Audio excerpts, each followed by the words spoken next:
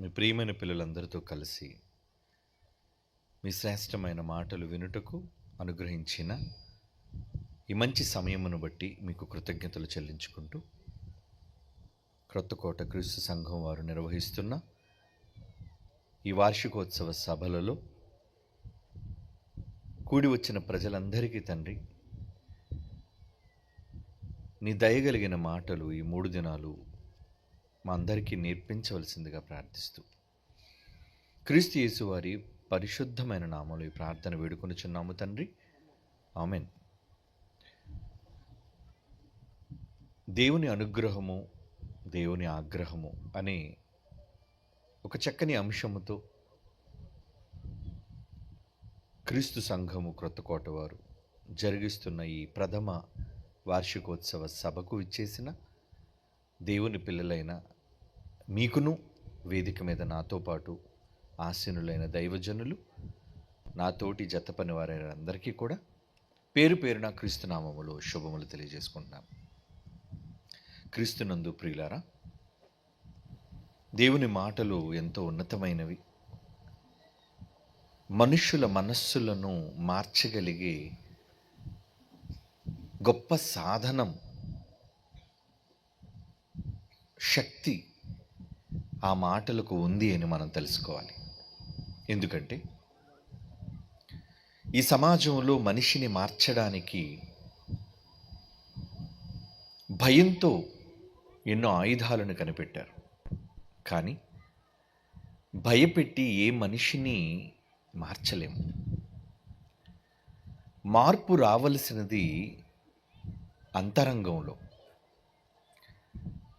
భయంతో మనిషి మారితే భయం పోగానే మరలా మనిషి యథాస్థితికి చేరిపోతాడు. కనుక మారాల్సింది మనిషి యొక్క మనస్తత్వం, మనిషి యొక్క గుణం, మనిషి యొక్క స్వభావం. మరి అలా మనిషి యొక్క మనస్సును, అంతరంగాన్ని మార్చగలిగే ఏ మందు ఈ ప్రపంచంలో కనిపెట్టబడలేదండి.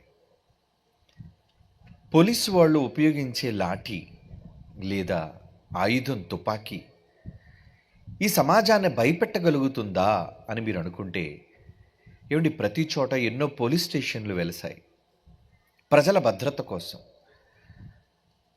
ఒక విధంగా వాళ్ళు ఉండటం వలన నేరాల సంఖ్య చాలా వరకు అదుపులో ఉంటుంది.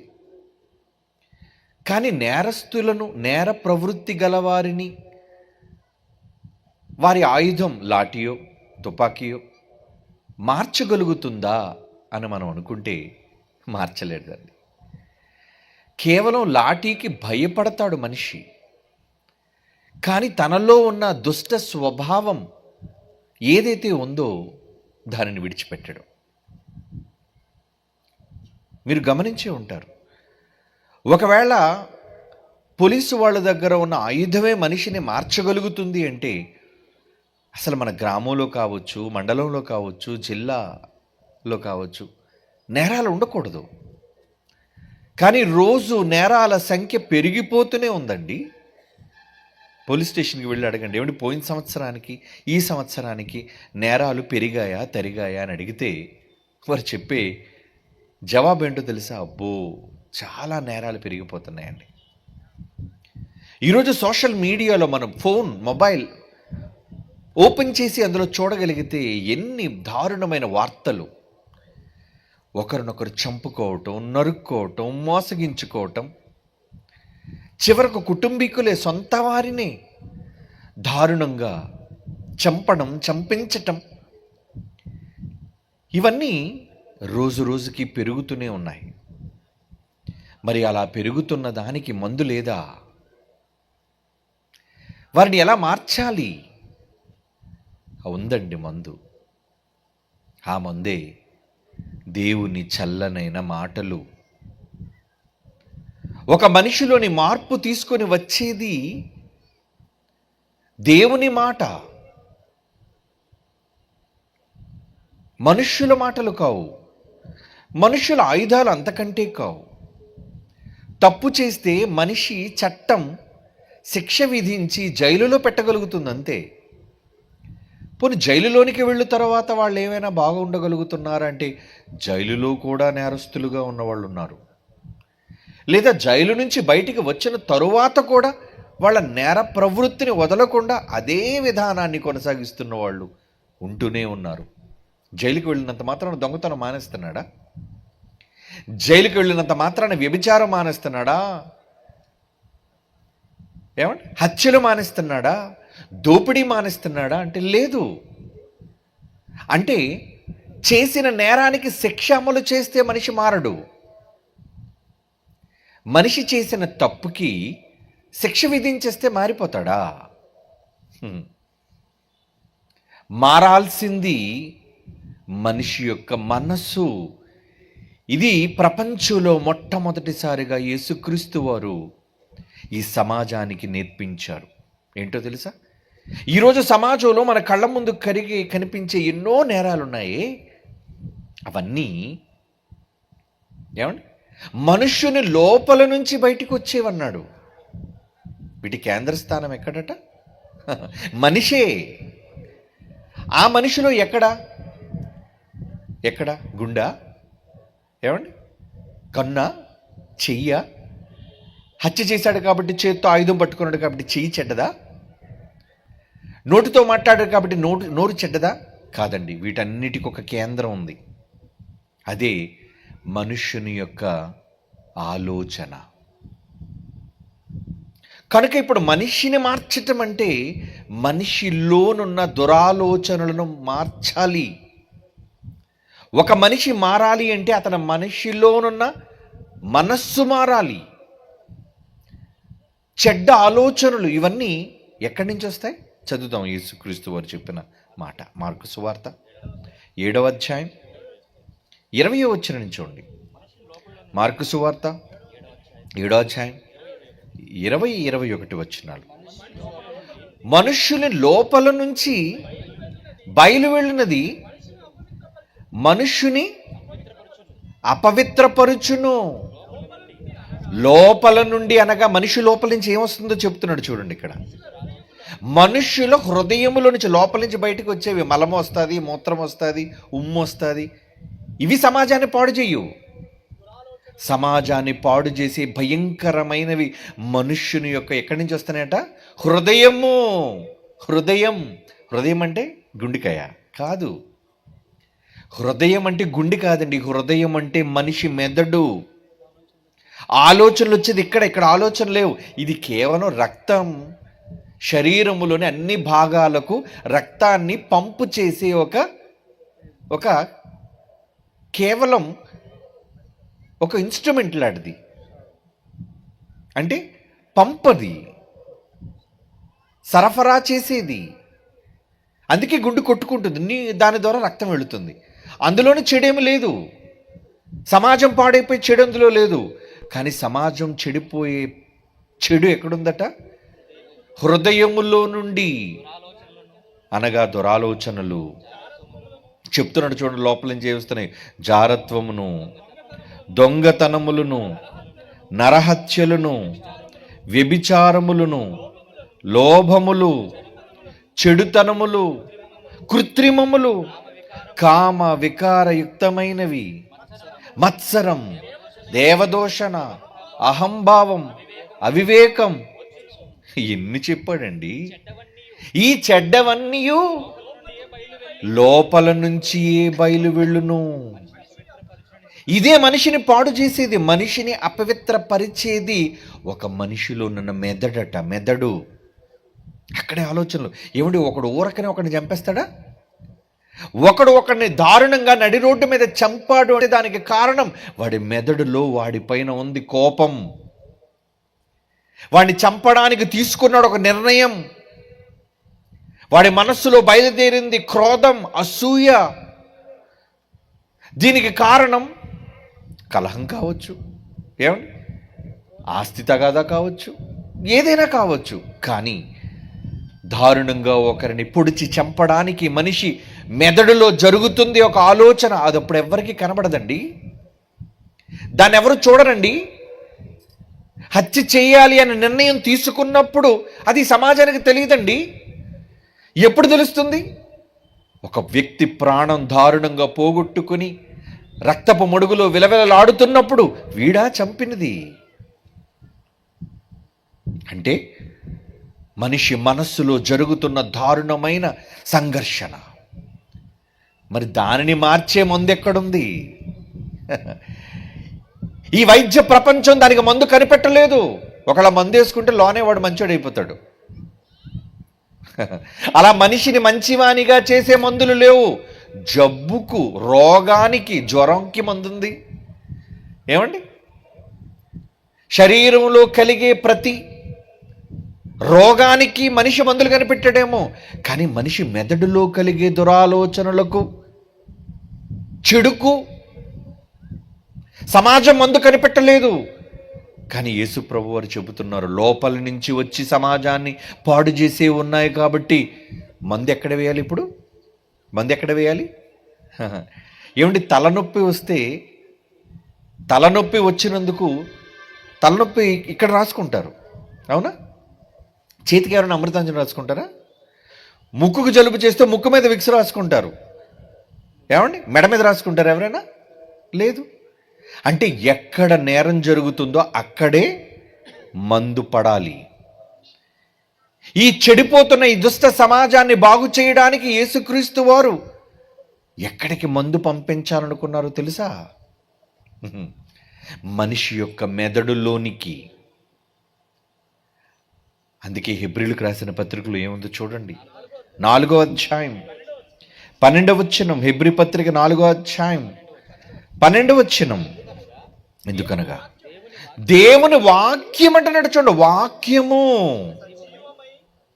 దేవుని మాట సజీవమై బలము గలదై రెండంచులు గల ఎటువంటి ఖడ్గము కంటే వాడిగా ఉండి ప్రాణము, ఆత్మ, కీళ్ళు, మూలుగులు విభజించునంత మట్టుకు దూరుచు హృదయము యొక్క తలంపులను, ఆలోచనలను శోధించుచున్నది.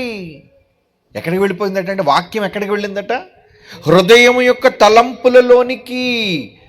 దేవుని మాట మనిషి ఆలోచనలోనికి వెళుతుందట. ఆలోచనలో పుడుతున్న చెడును చంపేయడానికి వాక్యమే మందుగా పనిచేస్తుందట. మరి ఆ వాక్యం ఈ సమాజానికి ఎంత అవసరం ఆలోచించండి.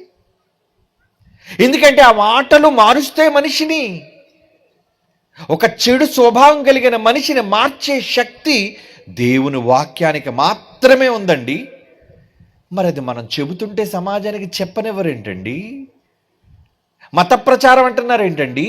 అంటే మనుషులు మారొద్దా? ఈ సమాజంలో తాగుబోతులు తాగుబోతులుగానే ఉండాలా? నరహంతకులు నరహంతకులుగానే ఉండాలా? యేసుక్రీస్తు ప్రచారం చేసింది మతాన్ని కాదు. యేసుక్రీస్తు వారు మనిషి మనస్సును మార్చే వాక్యాన్ని ప్రకటించాడు. ఆయన చెప్పడం వల్ల ఎందరు దొంగలు మారిపోయారండి. ఆయన చెప్పడం వల్ల ఎందరు హంతకులు మారిపోయారు, వ్యభిచారులు మారిపోయారు, పాపులు మారిపోయారు. ఏంటి, ప్రభువును నమ్ముకున్న తర్వాత మందు మానేసిన వాళ్ళు లేరా? ప్రభువును నమ్ముకున్న తర్వాత దోపిడీ, దొంగతనాలు మానేసిన వాళ్ళు లేరా? అంటే వాళ్ళలోని ఉన్న స్వభావం, గుణాన్ని మార్చగలిగే శక్తి దేనికి ఉంది చెప్పండి? దేవుని యొక్క వాక్యం. మరి ఆ వాక్యాన్ని చెప్పొద్దా? మనమంతా ఈరోజు అక్కడ కూడుకున్నామంటే దానికి కారణం ఏంటి తెలుసా? ఆ మంచి మాటలు వినడానికి. యేసుప్రభు వారికి ఉన్న మరో పేరేంటి తెలుసా? పరమ వైద్యుడు. ఆయన ఎవరు? డాక్టర్. దేనికి డాక్టర్ ఆయన? రోగాలను మాత్రమే తీసే శక్తి కాదు ఆయన దగ్గర ఉన్నది. ఆత్మకు పట్టిన రోగాలను కూడా శుద్ధి చేయగలిగే శక్తి ఆయన మాటలకుంది. అందుకే ఈ సమాజం ఎందరో ఆయన మాటలు విని తమ పాత జీవితాలను మార్చేసుకున్నారండి. మార్చుకోవడం తప్ప? మార్చడం తప్ప? మరి ఏంటండి ఈ చట్టాలు? ఈరోజు మత మార్పిడిని చట్టాలు తీసుకొచ్చే ఈ దేశంలో అంటే వీడు మారకూడదన్నమాట. వీడు తాగుబోతులాగే ఉండాలి, వీడు దొంగలాగే ఉండాలి. మంచిని సమాజానికి చెప్పకూడదా? తప్పు చేస్తున్నారు వాళ్ళు. యేసుక్రీస్తు యొక్క మాటలు మతాన్ని చాటేవి కావు. మందుగా, వైద్యంగా ఒక మనిషిలోనున్న క్రూరమైన చెడు స్వభావాన్ని మార్చగలిగే మాటలవి. మార్చాడా? అవును. జక్కయ్య దగ్గరికి వెళ్ళాడు. పాపి అని జక్కయ్య దగ్గరికి వెళ్ళాడు. ఏమన్నాడు? మీ ఇంటికి రావాలి అంటే నువ్వు అన్యాయంగా ఎవరి దగ్గర ధనాన్ని తీసుకున్నావో ఇచ్చేస్తావా జక్కయ్య? పంచేస్తాను మహాప్రభు, మీరు అడుగు పెట్టండి చాలు, మారిపోయింది నా జీవితం. అలా ఎందరనో. తమ్ముడు చెప్పాడు షడ్రక్, వ్యభిచారం ముందు పట్టబడిన స్త్రీని తీసుకువస్తే ఆమెను సంబోధించింది ఏమని? అమ్మని సంబోధించాడు ఏంటండి? అంటే ఆమెలో తన తల్లిని చూశాడు. ఆమెలో ఎవరిని చూశాడు? ఒక మంచి స్వభావంతో చూశాడు. వ్యభిచారం చేసిన స్త్రీలను మనం చూసే చూపు చెడ్డ చూపు. కానీ ఆ మహానుభావుడు చూసే చూపు ఎలాంటిది? అమ్మా అని సంబోధించాడు. అంటే ఒక తల్లిని చూశాడు. ఆమెలో చూసి ఏమన్నాడు? అమ్మా, నీకెవరు శిక్ష వేయలేదా? వేయలేదు ప్రభువా. సరే అమ్మా, నేను శిక్ష వెయ్యను నీకు, కానీ ఇక పాపం చెయ్యొద్దమ్మా, వెళ్ళిపో. మారిపోయిందామే, తమ బ్రతుకును మార్చేసుకుందామే. ఇలా ఎందరో ఆయన జీవిత కాలంలో తన కళ్ళ ముందు మారిన వాళ్ళు ఉన్నారు. అలా మారడానికి కారణం యేసు మాటలు, ప్రేమతో కూడిన మాటలు. చివరకు మనిషిని మార్చడానికి ఆయన తీసుకున్న నిర్ణయం ఏంటో తెలుసా? సిలువలో నా ప్రాణం, నా చివరి రక్తపు బొట్టు వరకు నేను కార్చాలి. ఎందుకంటే పాపాలను పవిత్రంగా నేను కడగాలి అంటే మనిషి తయారు చేసిన సబ్బుల వల్ల కుదరదు. మనిషి తయారు చేసిన మందుల వల్ల మనిషి పాపాలు పోవు. ఒక పాపి మారాలి అంటే ముందు నా మాట చెప్పాలి. నమ్మితే, నా మాటను నమ్మితే నా రక్తం అతన్ని పరిశుద్ధముగా పవిత్రంగా మారుస్తుంది. అందుకు యేసుక్రీస్తు వారు సిలువలో తన రక్తం అంతటినీ కూడా ఈ సమాజం కోసం కదండి ఆయన ధారపోశాడు.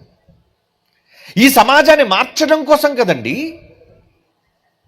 చివరకు సిలువలో ఉన్న దొంగ సైతం ఏమండి మొదట దూషించాడు యేసుక్రీస్తుని. ఇద్దరు దొంగలు దూషించారు. కానీ ఒక దొంగ, ప్రభువా, ఏంటి నీ మంచితనం? నీ మంచితనం ఏంటయ్యా? నిన్ను హేళన చేస్తున్న వారిని క్షమిస్తున్నావు, నిన్ను హింసిస్తున్న వాళ్ళని వీళ్ళు ఏం చేస్తున్నారో వీళ్ళకి తెలియదు అంటున్నావు. ఎంత మంచి స్వభావం ఏంటయ్యా నీది? సిలువల్లోనే మారిపోయాడండి. తన చావు ద్వారా కూడా సిలువలో నాకు దొంగని మార్చాడు ఆ రోజు. అంటే మార్చగలిగే సమర్థత, మార్చగలిగే మందు యేసుక్రీస్తు మాట, యేసుక్రీస్తు కార్చిన రక్తం. దేవుని పిల్లలారా, ఎందుకు ఇంత త్యాగం చేశాడు? మన కోసమే కదా, మనందరి కోసం. మనందరి కోసం తన సిలువలో రక్తాన్ని కార్చి, ఏ కాలంలోట? యవ్వన కాలంలో, యుక్త కాలంలో. 33 వయసు అంటే అది వృద్ధాప్యం కాదండి. మంచి యవ్వన దశలో తన యవ్వన రక్తాన్ని మనుష్యులను పై చిందించాడు, బ్రతికించడానికి, సమాజాన్ని సన్మార్గంలో నడిపించడానికి. మరి ఈరోజు యవనస్తులు ఏం చేస్తున్నారు చెప్పండి? ఎన్ని రకాల అలవాట్లకు బానిసలుగా మారిపోయారండి.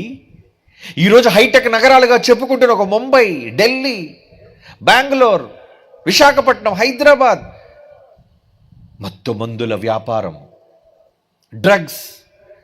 ఈరోజు యువతంతా కూడా స్త్రీ పురుషుల భేదం లేకుండా మత్తుకు బానిసలైపోతున్నారు. ఏమండి కాదా? మరి వాళ్ళు ఈ యవ్వన కాలంలో వాళ్ళు చేయవలసింది మత్తుకు బానిసలు అవ్వడమా? అందుక దేవుడు వాళ్ళని కన్నాడు. అందుకేనే వాళ్ళ తల్లిదండ్రులు వాళ్ళని కన్నారు. ఈ సమాజంలో మనిషి శరీరానికి హాని చేసే ఎన్నో ఈరోజు అందుబాటులో వచ్చేసే మనిషికి అది ఒక త్రాగుడు కావచ్చు, ఏమండి కుటుంబాలను సర్వనాశనం చేసే ఒక జూదం కావచ్చు, మనుషుల ప్రాణాలు తీసే భయంకరమైన ఏమండి మందు కావచ్చు, మత్తు పదార్థాలు కావచ్చు. ఏమంటే మందు తాగి బండి నడపకూడదని ఎందుకు చెబుతున్నారు? దానివల్ల ప్రమాదం, వచ్చేవాడికి ప్రమాదం, పోయేవాడికి ప్రమాదం. నిన్ను నమ్ముకొని ఇంటి దగ్గర తల్లి, చెల్లి, పిల్లలు అందరూ ఎదురు చూస్తుంటే నీ భార్యతో సహా నీవు మత్తులో తూలి ప్రమాదవశాత్తు ప్రాణం పోగొట్టుకుంటే ఏమండి విలువైన జీవితం అక్కడికక్కడికే ముగింపు. అందుకేనా ఇంత వయస్సు వచ్చి ఇంతకాలం నువ్వు బ్రతుకుతున్నావు? అర్ధాంతరంగా ప్రాణం పోగొట్టుకోవడానికా? ఏమండి మనిషి బ్రతుకు విలువ మనిషికి అర్థం కాకుండా పోయిందండి. నిజానికి మనిషి జీవితం రావడానికి వెనక ఉన్నది ఏంటో తెలుసా? దేవుని సంకల్పం. ఈరోజు చాలా మందికి బ్రతుకు విలువ తెలియక ఈ జీవితం నాది, నాకు నచ్చినట్లుగా బ్రతుకుతాను, నువ్వెవడో ప్రశ్నించడానికి అని అడుగుతున్నాడండి. ఈరోజు ఏ యువతనైనా అడగండి, ఎందుకు నాయన తాగి చెడిపోతున్నావు, ఎందుకయ్యా పొగ కాలుస్తున్నావు, నీ ఊపిరితిత్తులు చెడిపోతాయ్యా, 70-80 ఏళ్ళు బతకవలసిన నువ్వు అర్ధాంతరంగా 40కో 50కో క్యాన్సర్ అనే రోగంతో నువ్వు చచ్చిపోయిన కుటుంబానికి దూరం అయిపోతావయ్యా అంటే వింటాదా? ప్రభుత్వాలు మాత్రం ఏమండి వార్నింగ్ ఇస్తుంది. మళ్ళీ ఏమని? సిగరెట్ పెట్టే మీద వార్నింగ్. ఏంటది? పొగ త్రాగుట హానికరం. మరి పొగ తాగుట హానికరం అని చట్టాలకు ప్రభుత్వాలకు తెలిసినప్పుడు ఏమంటే అమ్మడం ఆపేయచ్చు కదా? ఆపరు. ఎందుకు? వాళ్ళకి డబ్బులు కావాలి. నీ ప్రాణం పోయినా పర్వాలేదు. ఏమండి నీ ప్రాణం పోయినా పర్లేదు, ప్రభుత్వానికి కావాల్సింది రాబడి. అందుకు ముందు చీప్గా లిక్కర్ కావాలా, 50 రూపాయలకు కావాలా, 100 రూపాయలకు కావాలా? ఎంతమంది చీప్ లిక్కర్ తాగి తమ ప్రాణాలను పోగొట్టుకుంటున్నారండి. ఎన్ని కుటుంబాలు వీధిన పడిపోయండి. ఎంతమంది బిడ్డలు అనాథులుగా మిగిలిపోయారండి. భవిష్యత్తు లేదు, చదువు లేదు, భార్య విధవగా మారిపోయింది. కారణం అలవాట్లకు బానిసగా మారిపోతున్నారు. వాడిని అడిగితే నువ్వెవడో నాకు చెప్పడానికి అంటున్నాడు. నా ఇష్టం, నాకు నచ్చినట్టు బ్రతుకుతాను. నువ్వు నచ్చినట్టు బ్రతకడానికి కాదు ఈ బ్రతుకు ఇవ్వబడింది. తల్లి గర్భములో నీకు శరీరం ఎలా వచ్చింది? ఏమండి మీ అమ్మ తయారు చేసిందా? ఏమండి మనకు వచ్చిన ఈరోజు ఈ దేహం ఎవరు తయారు చేస్తే వచ్చింది? అమ్మ చేయలేదు. నాన్న చేశాడా? నాన్న చేయలేదు. వైద్యం చేసిందా? వైద్యము చేయలేదు. మరి ఎవరు చేశారు?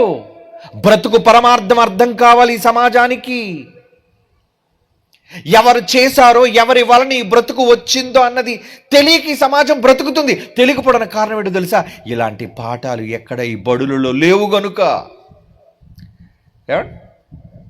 ఈ రోజున మీరు వినబోయే ఈ పాఠం పిల్లలు పాఠశాలల్లో ఉండదు. ఈ పాఠం ఎదిగిన తరువాత కళాశాలల్లో ఉండదు. ఈ పాఠం విశ్వవిద్యాలయంలో ఉండదు. ఈ జ్ఞానం పుట్టాక నువ్వు ఎలా బ్రతకాలి, ఎలా సుఖపడాలని చెప్తుంది. కానీ అసలు ఎందుకు పుట్టావు, ఎవరి కోసం పుట్టావు, ఈ పాఠాలు ఉన్నాయా? లేవే. నువ్వు అనుకుంటే వచ్చినవాడు కాదు, నువ్వు అనుకొని పుట్టలేదు. నీ తల్లి నీ తండ్రిని అనుకొని కనలేదు. ఏమన్నా అనుకుంటారు భార్య భర్తలు? ఏమండి మొదటి కానుపులు అబ్బాయినికి అందామని అనుకుంటారా? అలా అనుకుంటే రారు.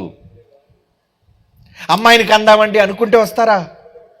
కేవలం వాళ్ళ దాంపత్య జీవితంలో వాళ్ళు కలవటమే వాళ్ళ పని, అంతే. కానీ 9 మాసాలు అమ్మ కడుపులో రోజు రోజుకి ఒక్కొక్క అవయం తయారవుతుందే. ఎవరు చేశారు తెలుసా ఈ లోకానికి? నా జీవితం, నా బ్రతుకు, నా ఇష్టమని విర్రవీగుతున్న ఈ దుష్ట సమాజానికి తెలుసా ఈ జీవితం ఎవరిచ్చారో, దాని విలువ ఏంటో నీకు తెలుసా? దేవుడు చెబుతున్నాడు. కీర్తనల గ్రంథం చూడండి, 119వ కీర్తన 73వ వచనం. 119వ కీర్తనలోని 73వ మాట. నీ చేతులు, ఎవరి చేతులు? సాక్షాత్తు దేవుని చేతులటండి. అమ్మ కడుపులో ఈ రూపాన్ని నీకు ఇచ్చాయి. నీ హస్తములే నన్ను నిర్మించి నాకు రూపు ఏర్పాటు చేసాయి. నువ్వు అద్దంలో చూసి రోజు పొంగిపోతున్నావే, నీ సొగసును చూసి ఈ కళ్ళేంటి, ఈ ముక్కేంటి, ఏమండి ఈ హెయిర్ స్టైల్ ఏంటి, నువ్వు అనుకుంటే వచ్చినవి కావివి, ఎవరో నీకు ఇచ్చినవి. ఎవరిచ్చారు? మీ అమ్మేమి నిన్ను తయారు చేయలేదు. కడుపులో నెల తప్పాలని తెలిసిన తర్వాత పొట్ట మీద చేసుకొని మెల్లిగా నడుస్తుంటుంది, అంతే ఆవిడ చేసే పని. ఇంకేం చేస్తుందా? లేదే. మరి ఎలా ఎదుగుతున్నారు మీరు? ఈరోజు ఇన్ని కోట్ల మంది మనుషులు అమ్మ కడుపులో తయారవుతున్నారంటే అమ్మ కడుపులో నిన్ను నిర్మిస్తున్నది ఎవరో? అది బైబిల్ చెబుతుంది. ఏమండి, ఈరోజు బడిలో పాఠాలు ఏంటో తెలుసా? కప్ప జీవిత చరిత్ర. ఏమండి, కప్ప ఎలా పుడుతుంది, దాని జీవితం ఏంటి, దాని చరిత్ర ఏంటని చెబుతున్నారు. ఇంకా ఈగ జీవిత చరిత్ర, దోమ జీవిత చరిత్ర. ఒరే, వాటి చరిత్ర కాదురా తెలుసుకోవాల్సింది, మొదట నీ చరిత్ర తెలుసుకో. నువ్వెలా పుట్టావు, ఎందుకు పుట్టావు, ఇది తెలుసుకుంటున్నాడా మనిషి? ఈ పాఠాలు ఉన్నాయా సమాజంలో? లేవండి. బైబిల్లో ఉన్నాయి ఆ పాఠాలు. మరి బైబిల్ పాఠాలు చెప్తే మతం అంటా విట్రా పిచ్చోడా? మతం కాదు ఇది. ప్రతి మనిషి నేర్చుకోవాల్సిన బ్రతుకు పాఠం ఇది. ఎవరి హస్తాలు తెలుసా నీకు అవయవ నిర్మాణం చేసే? యోబు గ్రంథం 10వ అధ్యాయం చూడండి, బైబిల్లో ఉన్న పాఠం ఇది. బడిలో చెప్పని పాఠం, బైబిల్లో దేవుడే ఈ సమాజం కోసం వ్రాయించిన పాఠం.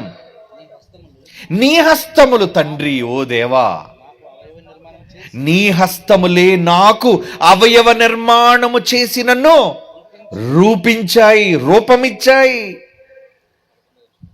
ఏమండి, ఈ 9 నెలలు కాలంలో అమ్మ కడుపులో నువ్వు రోజు రోజుకి ఎదుగుతూ ఒక చక్కటి బిడ్డగా సంపూర్ణమైన అవయవాలతో, ఆకారంతో నువ్వు బయటకు వచ్చావంటే అది దేవుని దయ. అవునా? అందుకే అంటున్నాడు, నా తల్లి గర్భమందు 139 13 వచ్చిన 139 కీర్తనలోని 13వ మాట చూడండి.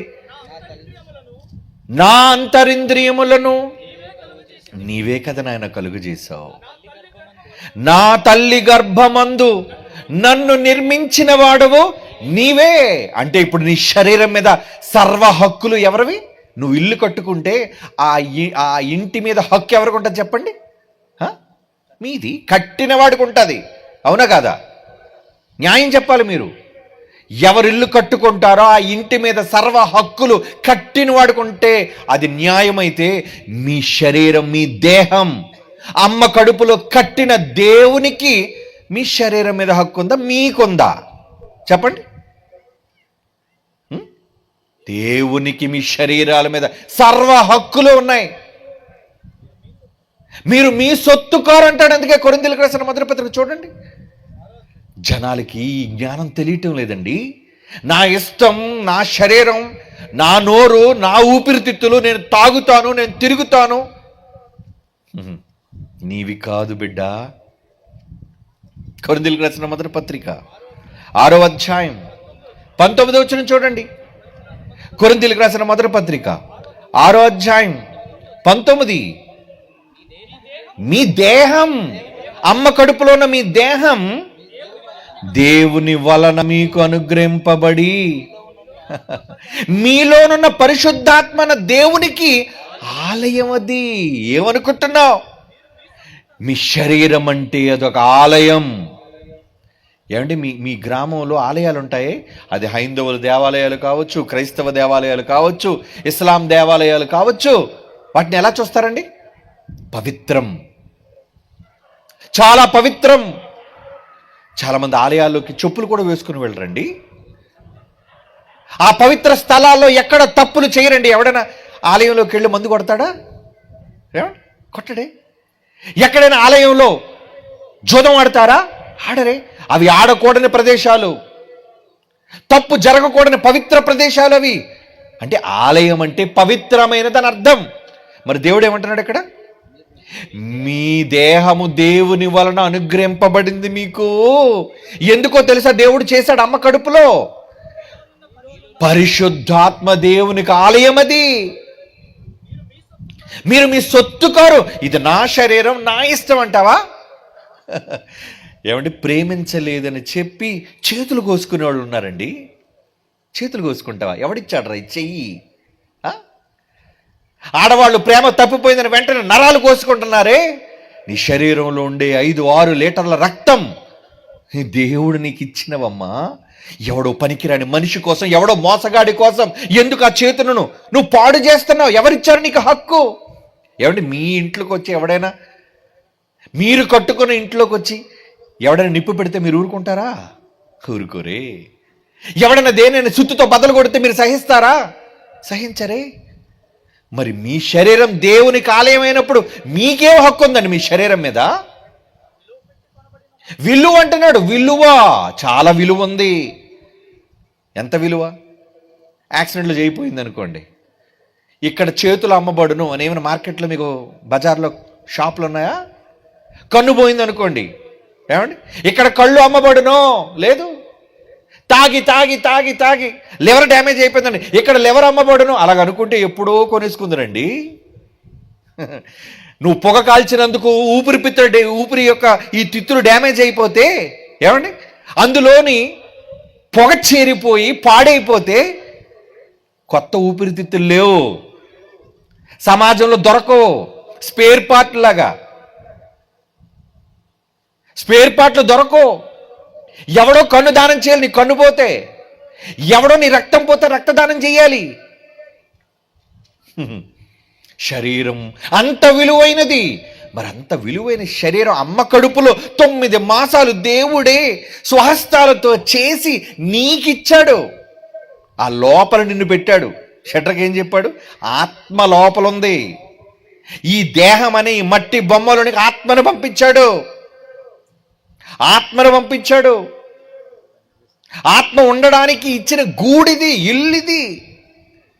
మరి దానిని తీసుకొని నువ్వేంటి? నా ఇష్టం, నాకు నచ్చినట్టు దీన్ని వాడుకుంటాను. వాడుకో. కానీ వాటన్నిటి కోసం దేవుడు లెక్క అడుగుతాడు ఒకరోజు. వాటన్నిటి కోసం లెక్క అడుగుతాడు. ఎందుకంటే దాని ఓనర్, ఒరిజినల్ ఓనర్ ఎవరు? మీ దేహానికి, మీ శరీరాలకి ఒరిజినల్ ఓనర్ దేవుడండి. నువ్వు తాగి తాగి తాగి తాగి నీ లివర్ పాడు చేసుకున్నావే. ఒక లివర్ ఎక్కడైనా దొరుకుతుందా? ఒకళ్ళు ఎవరిని ఇస్తే ఎన్ని లక్షలు. ఒక కిడ్నీ కొనాలి అంటే లక్షలు. అది ఎవరో ఇస్తే, అది నీ రక్తానికి మ్యాచ్ అయితే. విలువ. అంత విలువతో దేవుడు ప్రతి అవయవాన్ని ఎందుకు చేశాడో తెలుసా? నీ దేహముతో ఎవరి మహిమ పరచాలట? రోమపత్రిక, 1 కొరింథీ పత్రిక 6వ అధ్యాయం 20వ వచనం అండి. కొరింథీలకు రాసిన 1వ పత్రిక 6వ అధ్యాయం 20వ వచనం. విలువ పెట్టి కొనబడిన వారు మీరు గనుక మీ దేహముతో దేవునిని మహిమ పరచాలని అన్నాడు. మీ దేహంతో దేవునికి మహిమ రావాలని మీకిస్తే మీరేంటి? ఇది నా ఇష్టం, నా సొత్తు, నాకు నచ్చినట్లుగా ఉంటాను, నాకు నచ్చినట్లుగా తిరుగుతాను, నాకు నచ్చినట్లుగా త్రాగుతాను, నాకు నచ్చినట్లుగా దీన్ని పాడు చేసుకుంటాననే హక్కు మనిషికి లేదు. నువ్వు చేసావా దాన్ని? చేయలేనప్పుడు నీకెక్కడదయ్యా హక్కు? నువ్వు చెయ్యో, అది నీదైతే నీకు నచ్చినట్టు చేసుకో. నువ్వు సొంత ఇల్లు కట్టుకో, నువ్వు పగలగొట్టుకో, మేము అడగాం. కానీ ఎవరో ఇంటిని పగలగొట్టే హక్కు నీకెవరిచ్చారు? దేవుని పిల్లలారా, ఈరోజు సమాజానికి ఇటువంటి జ్ఞానం లేదు, లోపించింది. లోపించిన జ్ఞానాన్ని చెప్పకూడదా? సరిచేయకూడదా? ఈ సమాజాన్ని సరిచేయాలి. ఇంత విలువైన జీవితాన్ని నీకు ఇవ్వాలని దేవుడు కలలు కన్నాడండి. కలలు కన్నాడు. ఊరకనే ఎవరో అనుకుంటే వచ్చినవాడు కాదు నువ్వు. పరలోకమందున నీ తండ్రి నువ్వు కావాలని అనుకున్నాడు. ఎప్పుడు అనుకున్నాడో తెలుసా? నువ్వు ఈ తరంలో మీ అమ్మ కడుపులో 10 ఏళ్ల క్రితమో, 20 ఏళ్ల క్రితమో, 30 ఏళ్ళో, 40 ఏళ్ళో, 50 ఏళ్ల క్రితమో నువ్వు పుట్టాలని, కడుపులో నువ్వు పెరగాలని దేవుడు ఎప్పుడు అనుకున్నాడో తెలుసా? నీ బ్రతుకు విలువ, నీ బ్రతుకు చరిత్ర చూస్తారా? బైబిల్ చెప్పిందండి. ఎఫెసీయులకు రాసిన పత్రిక 1వ అధ్యాయం 4-6 వచనాల్లో దేవుడు చెబుతున్నాడు తన చిత్త ప్రకారం. ఎఫెసీ పత్రిక 1:4-6 తన చిత్త ప్రకారమైన ఆయన సంకల్పం, దయా సంకల్పము చొప్పున యేసుక్రీస్తు ద్వారా తనకు కుమారులుగా, మీరెవరో కాదు, నా పిల్లలు మిమ్మల్ని అందరినీ తన కుమారులుగా స్వీకరించుటకై మనలను ముందుగా, ఎవరి కోసం అంటే అక్కడ తన కోసం అన్నది చూడండి. మీరు పుట్టింది తన కోసం, దేవుని కోసం, మీకోసం కాదు. ఒక ప్రియురాలను చూసి అంటాడు ప్రియుడు, ప్రియా నేను నీ కోసమే పుట్టాను, నీ మొహం ఏం కాదు. ఏమండి, ఒకరి కోసం ఒకరు, సలీం అనార్కళిం కోసం, ఏమండి, లైలా మజ్ను కోసం, దేవదాసు పారు కోసం పుట్టలేదు. ప్రతి ఒక్కరూ అమ్మ కడుపులో పుట్టింది దేవుని కోసం, ఆయన కోసం, తన కోసం నిర్ణయించుకుని మీరు పరిశుద్ధులుగా, పవిత్రులుగా, మంచివాళ్ళుగా, భక్తులుగా ఉండాలని కోరుకుంటే మనం ఏంటండి ఇలా తయారైపోయాం? వీటన్నిటిని బట్టి దేవుడు ఒకానొక రోజు నిన్ను తీర్పులోనికి తెస్తాడు. నీకు ఇచ్చిన శరీరానికి దేవుడు లెక్కలు అడుగుతాడు. లెక్కలా? ఏమండి, మన శరీరం మీద ఆయనకి లెక్కలేంటనుకున్నారా? బైబిల్లో ఒక మాట చూపిస్తా చూడండి, ఆశ్చర్యపోతారు మీరు. మత్తయి సువార్త 10:30 అండి. మత్తయి సువార్త 10:30 ఏమనుంది చూడండి. మీ తల వెంట్రుకలన్నీయు లెక్కింపబడి ఉన్నవి. ఏ రోజైనా మీ నెత్తి మీద వెంట్రుకలు మీరు లెక్క పెట్టుకున్నారా? ఏమండి చెప్పండి. నేను లెక్క పెట్టుకున్న చెయ్యొద్దండి. అసలు లెక్క పెట్టగలవా మనం? రోజు జుట్టు దువ్వుకునేటప్పుడు ఏమండి ఎన్నో పోతాయి. ఆడలైతే చుట్టగట్టి బయటపడేస్తారు. అవునా? పోనీ లెక్క పెడతాం మనం దాన్ని. మీకు లెక్కలేదేమో, కానీ మీ నెత్తి మీద మొలిచే వెంట్రుకకు కూడా దేవుడు లెక్కలు కట్టుకుంటున్నాడు. ఎన్ని వెంట్రుకలు ఉన్నాయి? ఈరోజు తలకు స్నానం చేసింది నా కూతురు, ఈరోజు ఎన్ని పోయి రాసుకుంటున్నాడట. అంత ఇష్టమా? అంత పట్టింపా? అంత శ్రద్ధ నీ మీద? ఎందుకు శ్రద్ధ? నువ్వు నీ సొత్తు కాదు. ఈ బాడీ ఎవరిది? ఆయనది. మరి తల వెంట్రుకలన్నీ లెక్క పెట్టాడంటే నువ్వు రోజు ఏం చేస్తున్నావు లెక్క పెట్టడా? నువ్వు ఎన్ని సిగరెట్లు కాలుస్తున్నావు లెక్క పెడతాడు, నువ్వు ఎన్ని సీసాలు ఎత్తుతున్నావు లెక్క పెడతాడు, నువ్వు ఎన్ని తప్పులు చేస్తున్నావు లెక్క పెడతాడు. అన్నిటికీ లెక్క. వాళ్ళన్నిటిని లెక్కలు బట్టే ఒక రోజు వస్తుంది నువ్వు ఆయన ముందు నిలబడే రోజు. ఏదా రోజు? అదే మన పోయే రోజు, మనం చచ్చే రోజు. ఉన్నంత కాలం నన్ను ఎవడు అడిగేవాడు లేడని తిరుగుతావు, కానీ ఒకానొక రోజు వస్తుంది దేవుడు నిన్ను అడుగుతాడు. దానియేలు గ్రంథంలో ఒక మాట అన్నాడు. ఎందుకంటే ముఖ్యంగా ఇలా తిరిగేవాళ్ళు యవనస్తులే కాబట్టి యవనస్తుల కోసం మాట్లాడుతూ దేవుడు ఒక మాట అన్నాడు. దానియేలు గ్రంథం 11వ అధ్యాయం అనుకుంటాం చూడండి, 12వ అధ్యాయమా. దేవుడు నిన్ను తీర్పులు, ఓ యవ్వనస్తుడా, నీ యవ్వన కాలంలో నీకు నచ్చినట్లు క్షమించండి. ప్రసంగి గ్రంథం 11వ అధ్యాయం 9వ వచనం. ప్రసంగి గ్రంథం 11వ అధ్యాయం 9వ వచనం. యవ్వనుడా, నీ యవ్వనమందు హ్యాపీగా ఉండాలనుకుంటా కదా, ఉండు. నీ యవ్వన కాలంలో నీ హృదయం సంతోషంగా ఉండని, నీకు నచ్చినట్లుగా, నీ దృష్టికి నీకు ఎలా నచ్చితే అలా బ్రతకాలనుకున్నావు కదా. అప్పుడు నేను అడిగాడు ఎవడు లేడు కదా. అయితే వార్నింగ్ ఇస్తున్నాడు చూడండి. అయితే వీటన్నిటిని బట్టి దేవుడు నిన్ను తీర్పులోనికి తెస్తాడు. గుర్తుపెట్టుకో, ప్రతిదానికి లెక్క. నీ వెంట్రుకలను లెక్క పెట్టినాడు. నువ్వేం చేసావో ప్రతిరోజు లెక్క కడుతున్నాడు ఆయన. ఆయన విలువగా ప్రేమతో ఇచ్చిన వాటిని నువ్వు ఎలా పాడు చేస్తున్నావో, నీకు నచ్చినట్లుగా ఎలా వాడుకుంటున్నావో. ఏమంటే నోరుందని 10 మందిని తిట్టడానికా? ఈ స్వరం ఇచ్చింది దేనికి? ఈ చేతులు ఇచ్చింది దేనికి? కనబడినోడిని పొడవడానికి, కనబడినోడిని తిట్టడానికి, ఏమంటే కొట్టడానికా? ఈ కాళ్ళు ఇచ్చింది ఎవరిని పడితే వాళ్ళ మీద కాళ్ళు ఎత్తి తన్నడానికి అనుకున్నావా? హీరో అనుకున్నావా నువ్వు? లేచిన కాళ్ళు ఏదో ఒక పడిపోయే రోజు ఉంది. పడిపోవా? లేచిన చెయ్యి ఏదో ఒక రోజు పని చెయ్యని ఒక రోజు వస్తుంది. నువ్వు యవ్వన కాలంలో ఉన్నావు కాబట్టి బాగానే ఉన్నావు, కానీ సడన్గా యాక్సిడెంట్లో స్పీడ్గా వెళ్ళి గుద్దావు అనుకో దేనికైనా. ఏమండి కుర్రోళ్ళు చూడండి బైకుల మీద ఎలా తిరుగుతుంటారు. మమ్మల్ని అడిగేది ఎవడో? బండి ఎలా పోనేవాడు, వంకరలు తిప్పుతాడు, ఇటు ఇటు ఇటు ఇటు. చూడ్డానికి బాగుంటుందేమో, నువ్వు హీరో అనుకుంటారేమో, కానీ ఎక్కడైనా తప్పి పడ్డావో, నీ తలకు ఒకవేళ దెబ్బ తగిలిందో, నీ చేతులు కాళ్ళు పని చేయటం మానేస్తే నువ్వు మంచం మీద అప్పుడు ఏం చేయగలవు? బతుకుంటే మూలుగుతూ ఉండాలి, చస్తే ఇంక అక్కడితో పోయినట్టే. అవునా? ఏం చేయగలవు నువ్వు? ఆ చేతులు ఏమయ్యాయి, ఆ కాళ్ళు ఏమయ్యాయి? చచ్చుబడిపోయాయి. ఎందుకంటే తగలకూడని చోట దెబ్బ తగిలింది నీకు.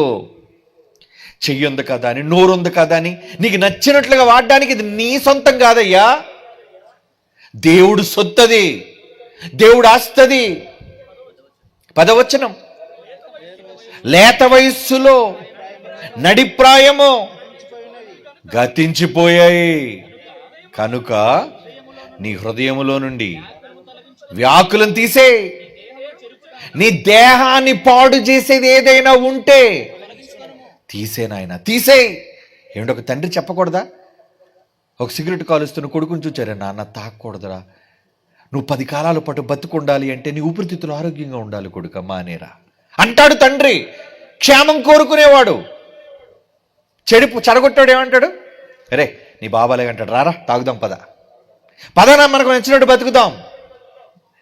అది నీ జీవితం నీ చేతిలో ఉన్నంత వరకే. నీ చెయ్యి దాటిపోయి ఒక రోజు వస్తుంది. ఏమండి, వృద్ధాప్యంలోకి వెళ్ళిపోయిన తర్వాత ఒకప్పుడులా కుర్రకారులో తిరిగినట్టు తిరగలవా నువ్వు? ఏమండి, చాలామంది వృద్ధాప్యంలోకి వెళ్ళిపోయి చూడండి, అలాగ మూలను మూలుగుతుంటారు. వాళ్ళు యవ్వన కాలం నుంచి వచ్చిన వాళ్ళే. ఏమండి, యవ్వన కాలంలో ఉన్నప్పుడు బాగా తిరిగిన వాళ్ళే. మరి ఏమైపోయారు ఇప్పుడు? సరే కనబట్టలేదు, ఎవరు బాబు వచ్చారు? ఒకప్పుడు గట్టిగా ఎవరిని పడితే వాడిని ఏమంటే గొంతు వేసుకొని పడిపోయేవారే. ఏమంటే ఎవడైనా మాట్లాడితే ఏం మాట్లాడుతున్నాడు అని మీదకి వెళ్ళేవాడు. ఇప్పుడు గొంతు కూడా రాదు సరిగ్గా, పోయింది గొంతు. ఒకప్పుడు తన్నడానికి వెంటనే దిగ్గును లేచేవాడువే, ఇప్పుడు వణికిపోతున్నాయి కాళ్ళు లేవడానికి, కుర్చీలోనే ఉన్నావు. ఇదే ప్రతి మనిషికి సంభవించే గతి. ఏదో ఒక రోజు మట్టిలోనికి పోవాలి, అదే నీ చివరి పరిస్థితి. అయినా మనిషికి ఏంటండి భయం లేదు? దేవుడు ఎంతో విలువ పెట్టి కొన్నాడు, ఎన్నో ఆశలు పెట్టుకున్నాడు. నిన్ను అమ్మ కడుపులో ఇంత అపురూపంగా చేసినది నువ్వు చావడానికి కాదు, ఈ సమాజాన్ని చెడగొట్టడానికి కాదు, తన కోసం, నా కోసం బ్రతకాలి నాయన. ఒక యేసును కూడా అమ్మ కడుపులో చేశాడండి. ఒక యేసు అనే మహానుభావుని కూడా అమ్మ కడుపులో చేశాడు. ఆయన కూడా యవ్వనస్తుడే, ఉడుక రక్తం. కానీ ఆ యవ్వన కాలంలో ఎవరి జీవితాన్ని పాడు చేయలేదే, ఏ మాదక ద్రవ్యాన్ని తీసుకోలేదే, ఏ కుటుంబానికి హాని చేయలేదే, ఎవరికి నష్టాన్ని చేయలేదే. చివరికి తన శరీరాన్ని పణంగా పెట్టాడే, అదండి ఆదర్శం. ఒక యవనస్తుడుగా ఆయన మనకు చూపించే ఆదర్శం. బ్రతుకు పరమార్థాన్ని ఎరిగినవాడు గనుకరా మనతో కూడా చెప్పాడు. ఏమని? మీరు విలువ పెట్టి కొనబడిన వారు మీ దేహములతో దేవునిని మహిమపరచండి. మరి యేసుప్రభు తన దేహాంతో దేవుణ్ణి ఎలా మహిమపరిచాడు? ఇచ్చిన ఈ చేతులు ఎవరినో కొట్టడానికి ఉపయోగించలేదండి. ఏమండి, మేకుల కోసం. కుట్టిన చేతులను దీవించడం కోసం వాడాడు. అవునా? యేసుప్రభుని అరచేతులతో కొట్టారట, కానీ యేసుప్రభు దీవించాడు వాళ్ళని, క్షమించాడు వాళ్ళని. దూషించిన నోరును చూచి ఏమండి ఎన్నో ఆయన హేళనగా దూషించాడు, నువ్వు అలాంటోడు, నువ్వు ఇలాంటోడు అని. కానీ ఆయన నోరు తిరిగి దూషించలేదట, బదులు దూషించలేదట. మరేం చేసింది? కపటం లేదట, క్షమించాడట. పోన్లే అయ్యా, అదండి ఆదర్శవంతమైన జీవితం అంటే. తన బ్రతుకు పరమార్థాన్ని ఎరిగిన వాడు గనుక అర్థమైంది. దేవుని పిల్లలారా, ఒక్కసారి ఈ రాత్రి మీరు ఆలోచించాలి. వెళ్ళే ముందు ఇంత అపురూపమైన రూపాన్ని నీ తల్లి కడుపులో ఎందుకు చేశాడో తెలుసా? తన కోసం. ఎందుకో తెలుసా? మీతో దేవునికి ఎన్నో పనులున్నాయా మీకు? ఏ పనులు? పొలం పనులా? ఏమండి, ఇంటి పనులా? కాదు, తన పని. మీ శరీరాలతో దేవునికి పనుంది. ఏంటి ఆ పని? ఈ సమాజం చెడిపోతుంటే ఈ సమాజం దగ్గరికి వెళ్ళే పని, ఈ సమాజం చెడిపోతుంటే ఈ సమాజాన్ని దుష్టత్వం నుంచి కాపాడే పని. ఏమండి, ఈ సభలు ఎందుకు పెట్టాలి? ఇన్ని లక్షల రూపాయలు ఎందుకు వ్యయం చేయాలి? ఏమంటే ఈ లక్షల రూపాయలు దాచుకుంటే వాళ్ళ కుటుంబాల అవసరాలు తీరవా? వాళ్ళకి ఎన్నో సహాయం కలగదా? ఎన్నో వస్తువులు వాళ్ళు కొనుక్కోలేరా? కానీ ఎందుకు ఖర్చు చేశారు? వాళ్ళు ఖర్చు చేసిన ఈ ధనమంతా కూడా తమ శరీరాల వల్ల వచ్చిన కష్టం కాదంటారా? ఏమండి, వాళ్ళ శరీరాలు ఎండనక వాననక కష్టపడి సంపాదించిన ధనంతోనండి వెలుగుతున్నాయి ఈ లైట్లన్నీ. ఆ కష్టపడిన ఆ కష్టార్జితంతోనండి కనబడుతున్నాయి ఈ దృశ్యాలన్నీ, ఈ వినబడుతున్నాయండి ఈ మాటలన్నీ. కారణం వాళ్ళకి బ్రతుకు విలువ తెలిసింది గనుక. తరువాత బ్రతుకు కోసం ఈ బ్రతుకులోనే వాళ్ళు జాగ్రత్త పడుతున్నారు గనుక. ఇచ్చిన ఈ దేహాన్ని దేవుని కోసం మహిమ నిమిత్తం వినియోగించాలని అనుకున్నారు గనుక. మరి మీరు మీ దేహాలతో ఎవరి మహిమ కోసం? మిమ్మల్ని చేసింది దేవుడు తన కోసం. ఎంత అపరూపంగా దేవుడు చేసుకున్నాడే.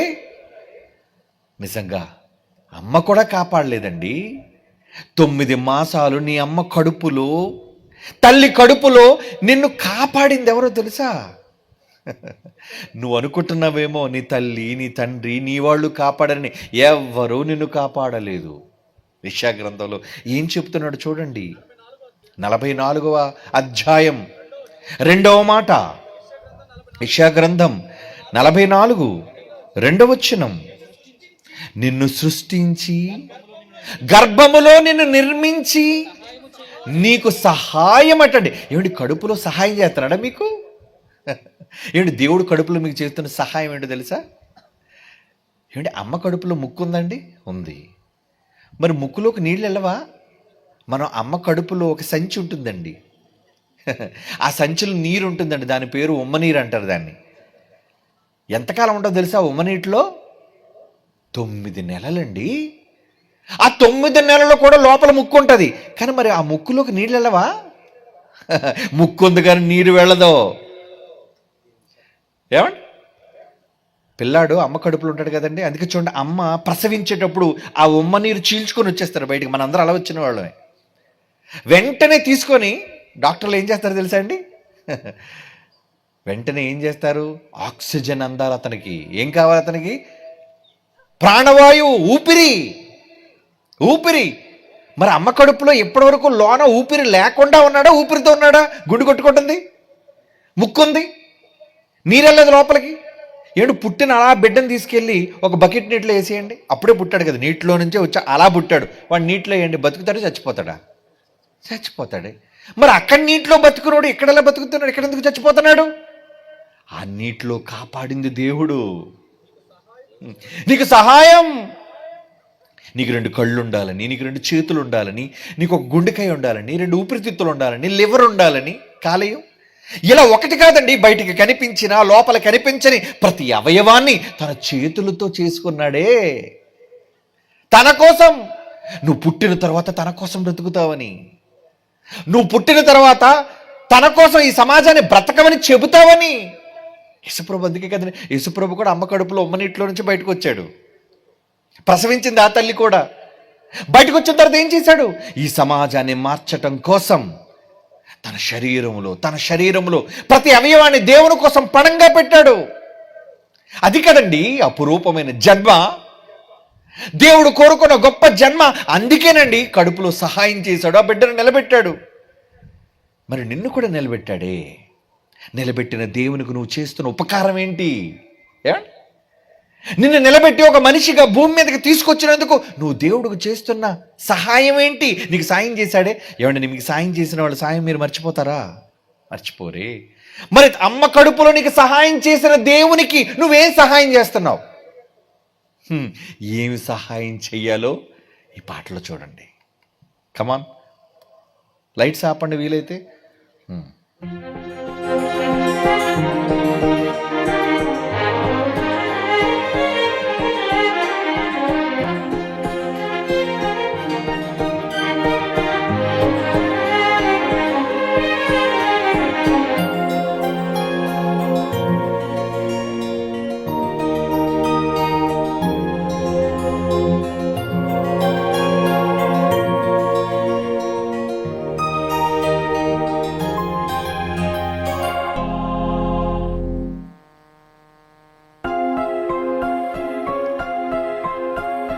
జో జో జో జో జో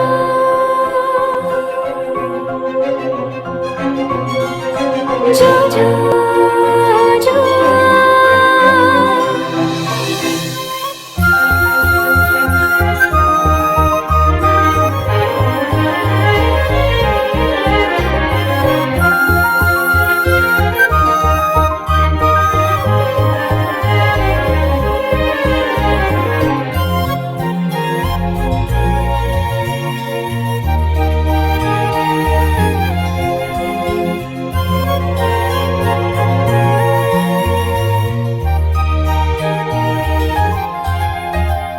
అమ్మ కడుపులో ఉమ్మ నీరులో దేవుడు కాపాడెను ఎందుకు?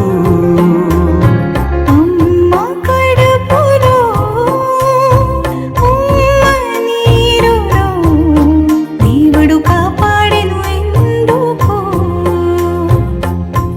ఒకవేళ మరణిస్తే దేవుడు నీకు సెలవిస్తే ఏ కష్టం లేకుండా సుఖముందిరా, పుట్టిన వారందరికీ పని ఉందిరా. ప్రాణం పోయే వరకు నీవు దేవుని పని చేయాలి నీవు. అమ్మ కడుపులో ఉమ్మ నీరులో దేవుడు కాపాడెను ఎందుకు?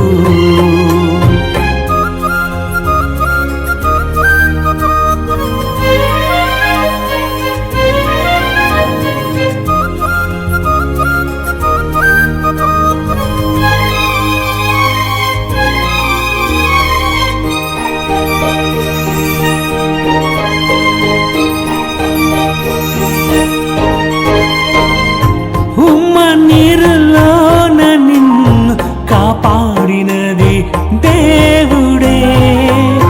గర్భమందు నీరు ఉన్నా బ్రతికి ఉన్నావు అందుకే.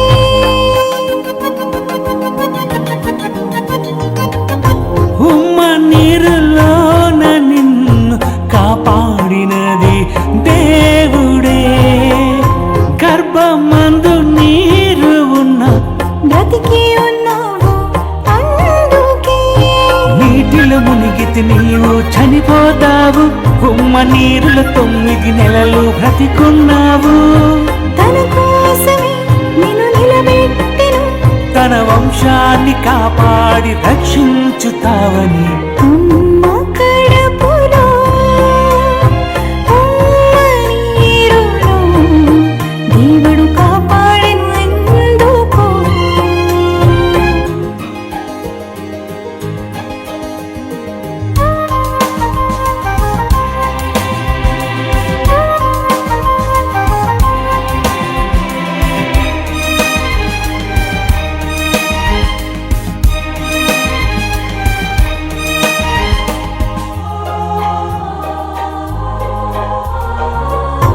దేవుడు చేయకుంటే నీకు తల్లి తండ్రి లేరులే. దేవుడు చేయకుంటే నీకు తినడానికి ఆహారం ఉండదులే. అన్నీ ఇచ్చిన దేవుని వదిలేసావు, మనిషి చేసిన మేలుకి తిరిగి ఇస్తున్నావు. మనుషుల రుణమే నువ్వు తీర్చుటలేదా? దేవుని రుణమే నువ్వు కొంతైనా తీర్చవా? అమ్మ కడుపులో ఉమ్మ నీరులో దేవుడు కాపాడెను ఎందుకు? అమ్మ కడుపులో ఉమ్మ నీరులో దేవుడు కాపాడెను ఎందుకు? దేవుడు Lights on. కాపాడెను ఎందుకు? దేవుడు కాపాడెను ఎందుకు? ఎందుకు కాపాడాడు తెలుసా? అదే ఆ పాట పరమార్థం. మీరు తన కోసం, మీరు తన పని చేయాలని. ఏ పని మీద మీరున్నారు చెప్పండి? యేసుక్రీస్తు వారు 12వ ఏట చిన్నవాడుగా బాలుడిగా ఉన్నప్పుడు తల్లిదండ్రులు వెతుక్కుంటూ వచ్చి, నాన్న ఎక్కడున్నావయ్యా అని అడిగితే ఆయన ఇచ్చిన సమాధానం ఏంటో తెలుసా? అమ్మా, నేను నా తండ్రి పనుల మీద ఉండవలనని మీరు ఎరుగరా? 12వ ఏట తండ్రి పనుల మీద ఏంటండి ఆ చిన్నవానికున్న శ్రద్ధ? మరి ఈరోజు మనం 12 కాదు కదా, 20, 30, 40, 50, 60 వచ్చినా సరే తండ్రి పనులు ఉన్నాయన్న విషయమే తెలియదు మనకి. ఎప్పుడు చూడండి మన పనులు, మన వ్యాపారం, మన పొలం, మన ఇల్లు, మన కుటుంబం. అందుక దేవుడు నిన్ను నిలబెట్టాడు. అలాగని దేవుడు పెళ్లి చేసుకోవద్దనలేదు, నువ్వు ఇల్లు కట్టుకుని ఇంట్లో ఉండొద్దనలేదు, నువ్వు పొలం దున్నుకొని అన్నం తినొద్దనలేదు. పెట్టుకోవయ్యా, దున్నుకోవయ్యా, కట్టుకోవయ్యా, తినయ్యా, కానీ నన్ను మర్చిపోకయ్యా. నీకు సహాయం చేశానే అమ్మ కడుపులో, నన్నెలా మర్చిపోతావయ్యా? ఏమండి, నిన్ను కన్నందుకు అమ్మ ఆశీర్వాదం అంటావు, నాన్న ఆశీర్వాదం అంటావు, నాన్న రుణం అంటావు, అమ్మ రుణం అంటావు. ఏమండి, గురువు నేర్పించినందుకు గురువు యొక్క రుణం అంటావు.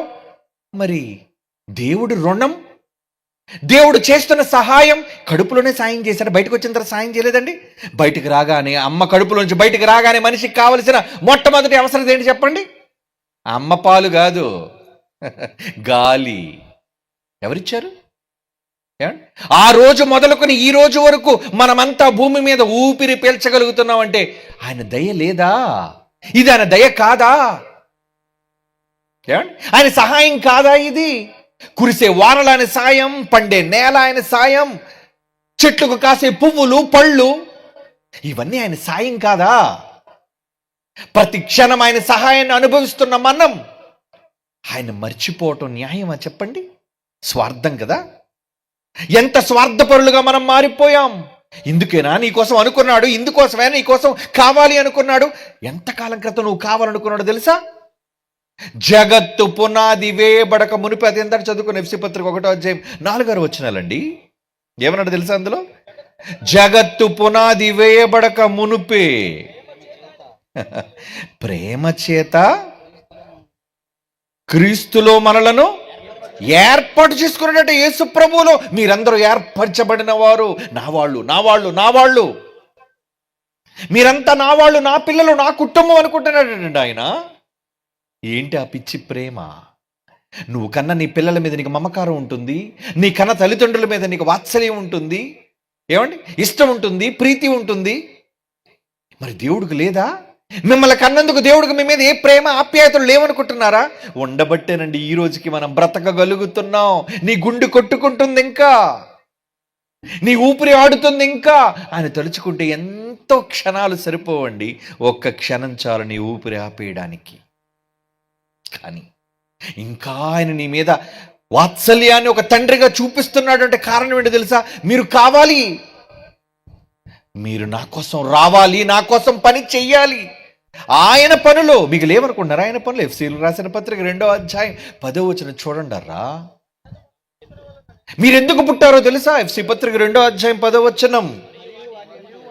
మరియు వాటి యందు మనము నడుచుకొనవలెనని దేవుడు ముందుగా అంటే ఎంత ముందుగా?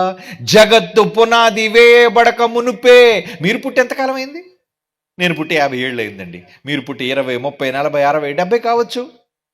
కానీ మీరు కావాలని దేవుడికి కోరిక పుట్టి ఎప్పుడు, ఎంతకాలం క్రితం తెలుసా? జగత్తు పునాది వేయబడక మునుపు. మరి జగత్తు ఎప్పుడు పుట్టింది? సుమారుగా ఈ సృష్టి పుట్టి ఎన్ని వందల కోట్ల సంవత్సరాలు అయిందో తెలుసా అండి?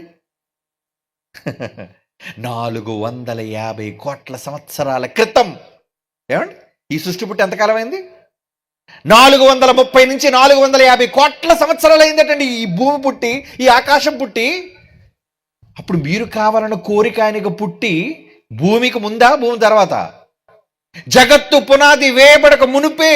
అంటే మీరు కావాలని దేవుడు ఎన్ని కోట్ల సంవత్సరాల క్రితం కోరుకున్నాడు? 450 కోట్ల సంవత్సరాల క్రితమే నువ్వు కావాలని, ఈ గ్రామంలో నువ్వు పుట్టాలని, నువ్వు ఆయన కోసం బ్రతకాలని, నువ్వు చేయవలసిన పనులన్నిటినీ సిద్ధం చేసి ఇన్ని తరాలు తరువాత నీ తల్లి కడుపులో నీకు సహాయం చేసి రప్పించాడు. అది నీ జన్మ పరమార్థం.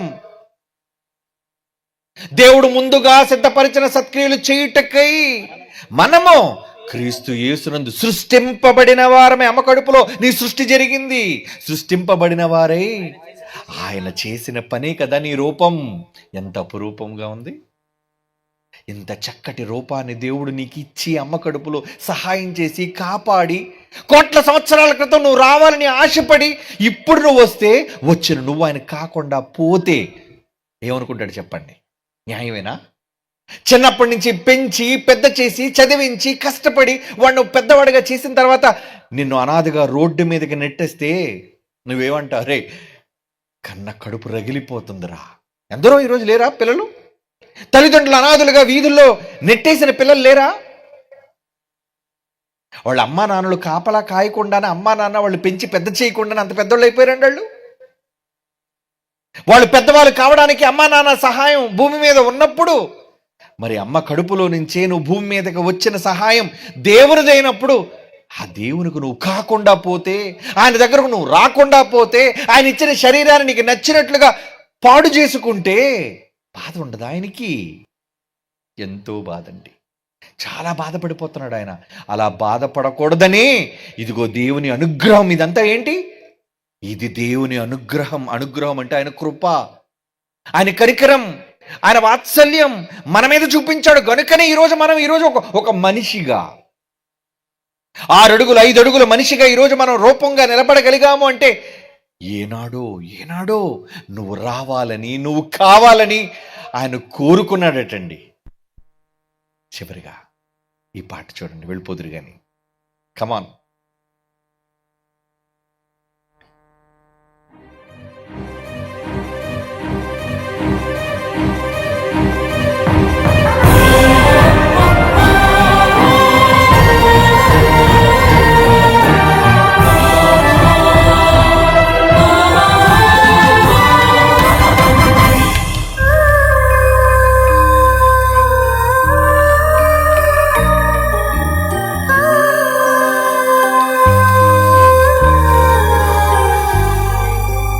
అనుకున్నాడు దేవుడు నువ్వు కావాలని, నిన్ను కనిపెంచాడు దేవుడు తనలా ఉండాలని.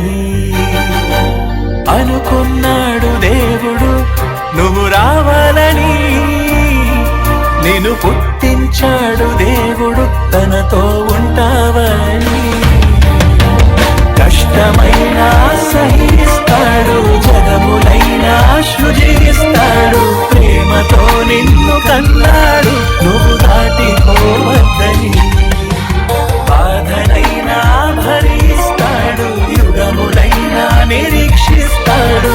యేసునే వదులుకున్నాడు నీవు వదులుకోలేనని. అనుకున్నాడు దేవుడు నువ్వు కావాలని, నిన్ను కనిపెంచాడు దేవుడు తనలా ఉండాలని. అనుకున్నాడు దేవుడు నువ్వు రావాలని, నిన్ను పుట్టించాడు దేవుడు తనతో ఉంటావని.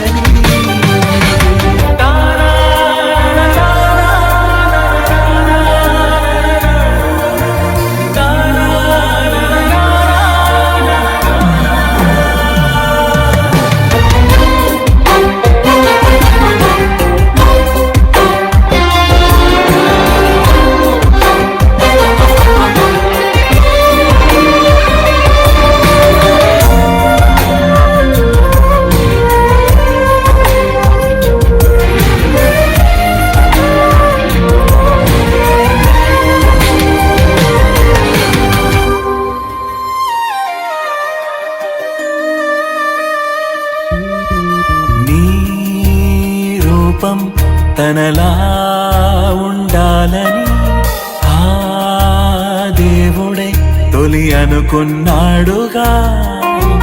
నీ జననం సృష్టిలో కవింతగా ఆ దేవుడే నిన్ను రూపించాడుగా. చూశాడు తానే తల్లి తండ్రి కంటే ముందే, పోసాడు ప్రాణం తన ఆత్మశక్తితోనే. నీ కోసం ఆ దేవుడే చేశాడు ఈ లోకమే. నీ కోసం ఆ దేవుడే వేచాడా నీ రాకకై. అనుకున్నాడుగా నువ్వు కావాలి,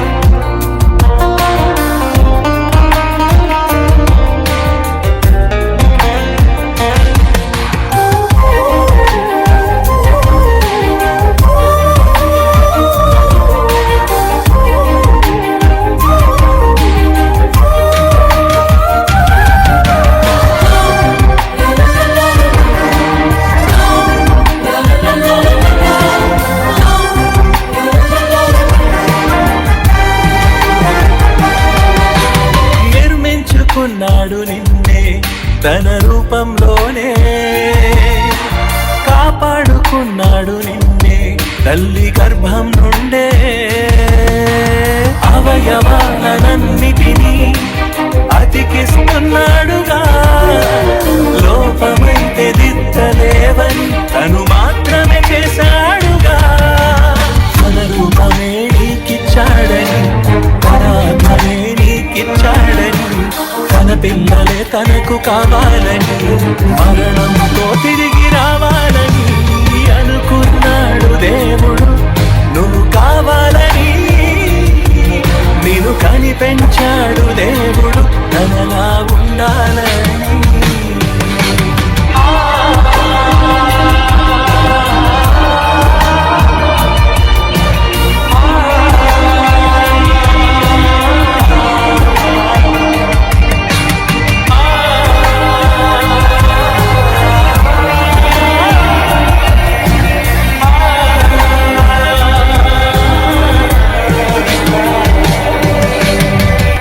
లైట్ సాంగ్. దేవుని పిల్లలారా, ఇది దేవుని ప్రణాళిక మనందరి కోసం. నన్ను క్షమించండి, చాలా ఆలస్యమైంది. రేపు త్వరగా వస్తే త్వరగా ముగించుకుందాం. కళ్ళు మూసుకోండి, ప్రార్థన చేసుకుని ఇంటికి వెళదాం. పరిశుద్ధుడైన తండ్రి దేవా, మా అందరి జన్మ వెనుక మీరు చేసిన ఎంతో గొప్ప ప్రణాళిక, మీ ప్రేమ మేము చదువుకున్నాం, చూసాం, విన్నాం. బ్రతుకువారముగా ఇక మీదట మా కొరకు కాక మాకు ప్రాణమిచ్చిన మీ కొరకే బ్రతుకులాగున మా మనస్సులను మీ వైపు ఆకర్షించండి. విన్న వాక్యము ప్రజల హృదయాల్లో 100 రెట్లు ఫలితాన్ని మీకోసం గొప్పగా తీసుకుని రాగలటకు సహాయం దయచేయండి. ఈ రాత్రి వేళ చీకట్లో పిల్లలందరూ వెళుతున్నారు, క్షేమముగా వారి వారి గృహాలకు చేర్చండి. రేపటి దినం మరిన్ని గొప్ప విషయాలు మేము విని నేర్చుకునగలిగే అవకాశం మా అందరికీ అనుగ్రహించవలసిందిగా ప్రార్థిస్తూ క్రీస్తు యేసు వారి పరిశుద్ధమైన నామములో ఈ ప్రార్థన మీకు సమర్పించి వేడుకొనుచున్నాము తండ్రి. ఆమేన్. మన తండ్రి అయిన దేవుని ప్రేమ, కుమారులైన యేసు క్రీస్తు వారి కృప, పరిశుద్ధాత్మ దేవుని అన్యోన్య సహవాసం సదాకాలం మనందరికీ తోడేడు నడిపించును గాక. ఆమేన్.